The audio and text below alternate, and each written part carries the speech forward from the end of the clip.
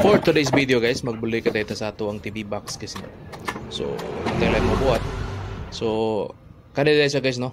Aton din siya pulihan og heatsink. So, mo ni atong thermal paste or heatsink compound. So, kanina siya guys mo nang iyang nagsilbing processor sa TV box. So, mo ni siya muinit jud siya permi. So, ang solution ani guys, alisan ni nato og heatsink guys. So, kaning black nga square mo nang iyang heatsink sa una. So ato na siya gibalin, so ato na siya pulihan na gitsing. So before that guys, ato na siya butangan og thermal paste. So spray lang nato siya guys.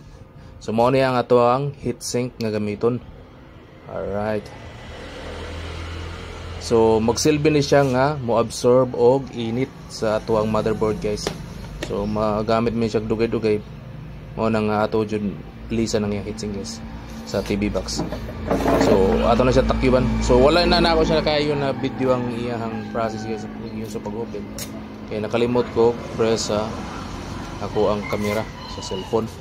So kanina lang guys. So basta ilisan nato og heatsink para ma-lessen ang iyang init sa motherboard. So don't forget to like, follow and share this, so for more video like this. And thank you for watching. Sa susunod na pod.